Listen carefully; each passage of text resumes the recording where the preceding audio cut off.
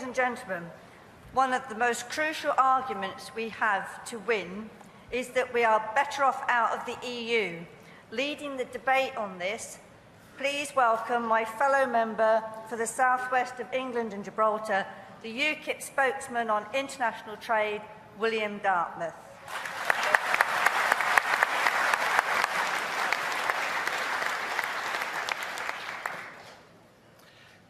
Before addressing trade, I want to pay tribute to the founders of UKIP. Someone said, people age, dreams are ageless. But they never could have dreamt that from that one meeting 22 years ago, there would be created a political party that would win the European elections, have over 400 councillors, and very shortly elected MPs at Westminster.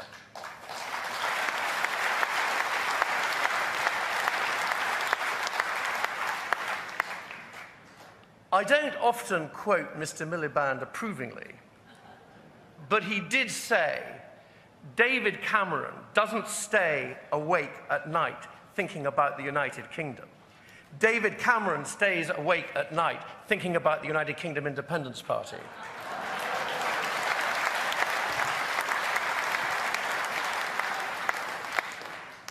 And today I'm talking about trade. First, I'm going to tackle 4 falsehoods. I will then present 3 truths.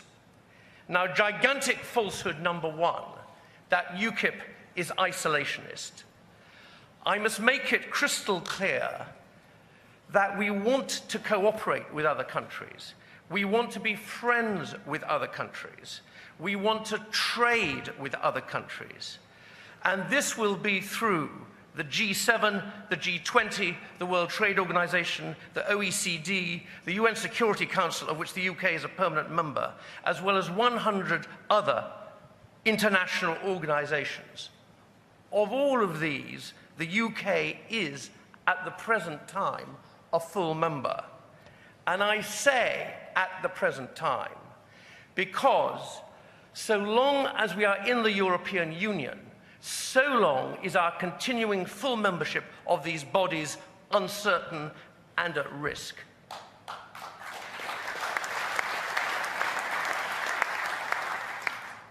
Already, the UK's seat on the World Trade Organization, the area which I cover, is subsidiary and passive, and has been since 1975, when we first joined the then common market. It is our opponents who want our country to be a province in a protectionist European superstate. They are the isolationists. We are the true internationalists.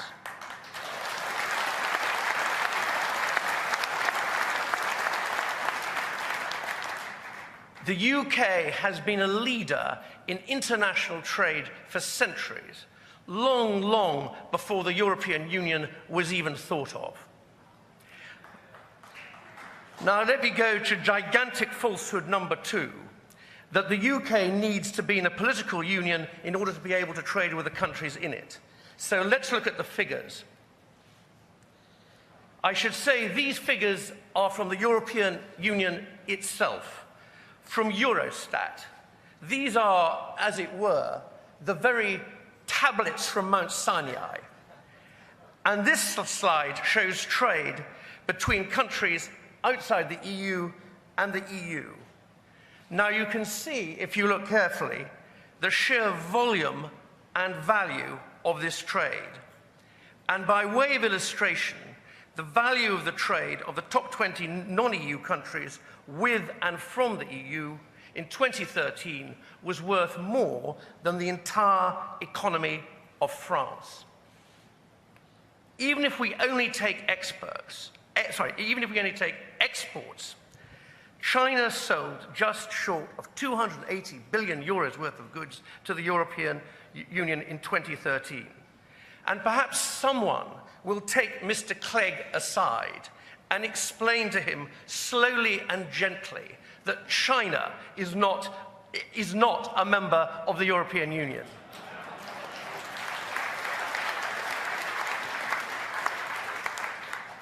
A country does not have to be in a political union in order to trade. Not remotely, not at all. We would absolutely not be leaving EU markets when we leave the EU. It is 100% that all trade would continue, and indeed, for other reasons, would actually increase. That all trade would stop is not a tenable proposition. It is just not true. The facts speak for themselves. What we are told constantly is nonsense, and worse still, it is a deliberate deceit on the British electorate.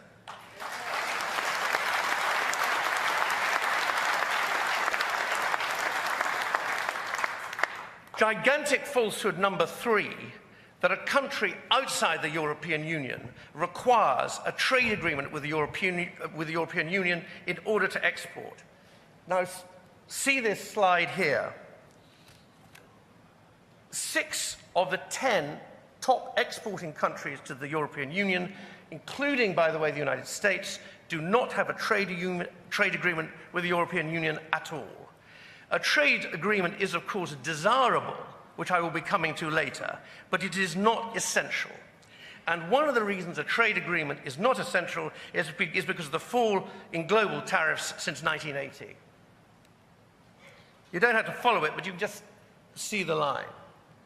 Now, what the EU does have is many different kinds of trade agreements and arrangements.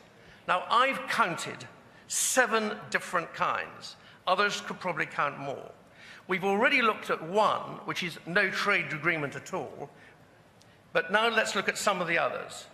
Now, what matters here is not the precise terms of these EU trade arrangements, and here are some more. What matters is that so many kinds of EU trade arrangements exist. They are there. They are in place. They are the precedents. Earlier on, I said there were 7, and those of you with better eyesight here will have counted, and more meticulous, will have counted only 6. And of course, the 7th is to actually be in the European Union.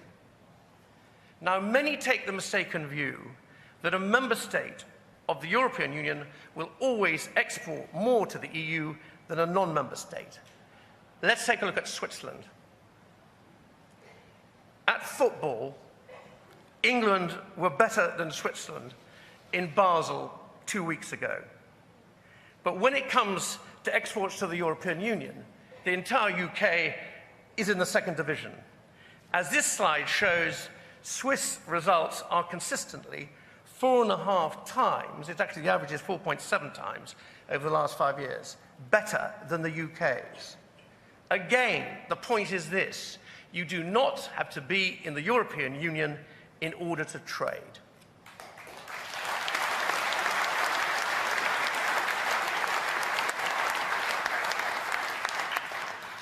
Now to gigantic falsehood number 4, that a country needs to be in a large trading bloc in order to have and negotiate trade agreements. So back to Switzerland again.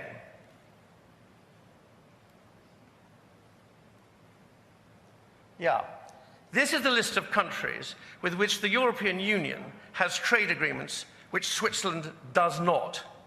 And here we have Algeria, Andorra, El Salvador, Guatemala, Honduras, Nicaragua, and San Marino.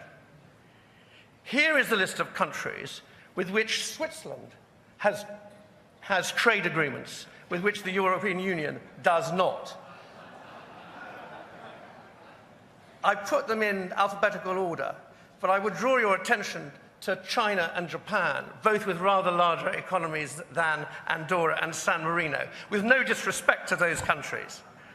And for the mathematically minded, here is another slide showing that the countries with which Switzerland have trade agreements with which the European Union does not, have gross domestic products of 34 times that with which the countries with which the European Union has trade agreements with the European Union does not. The fact is, you do not need to be in a large trading bloc in order to be able to negotiate trade agreements. You constantly hear that by people who should know better, and it's just not true.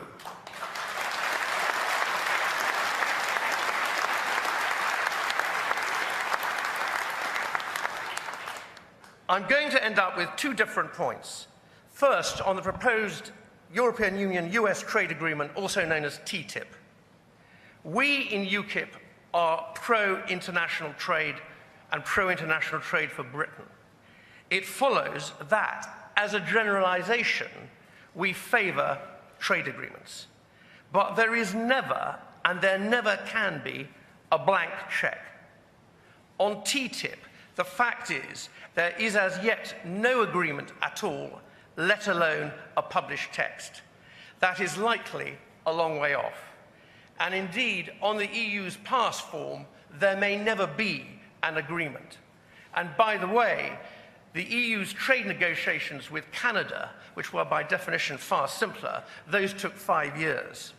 So in consequence, we in UKIP are suspending our judgment on TTIP until such time as there is a published text for us to consider. But of course, what we really want is for the UK to be able to have its own trade agreement with the United States, and that trade agreement with all the necessary and desirable stipulations and protections that we need and which we can negotiate for ourselves and not via the European Union Trade Commissioner.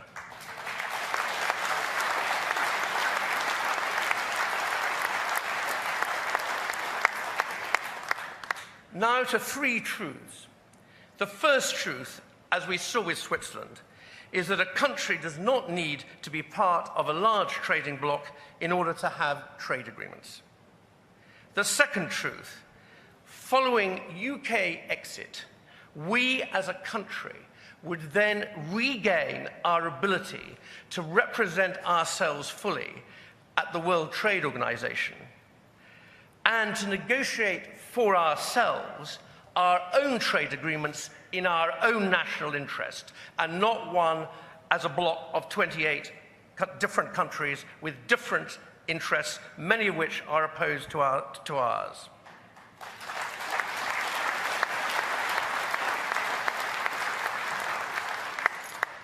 The third truth is that in order to trade with people and businesses in the EU, a trade agreement with the EU is not essential.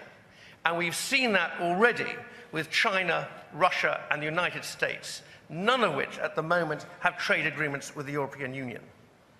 Nevertheless, in practice, after our exit, a UK-EU trade agreement is inevitable. We are the EU's largest market, and under the Lisbon Treaty, we have the right to negotiate our own exit terms. As we've seen, the EU has multiple models for trade. So which model is best for us, best for our country? Is it EFTA, Switzerland, South Korea? Is it even like Turkey in the European Union's customs union, but not an EU member state? In fact, we are putting forward none of these. What we propose is that the UK negotiates its own trade agreement with the European Union that is tailor-made. And if you can possibly forgive the gigantic pun, that suits our economy.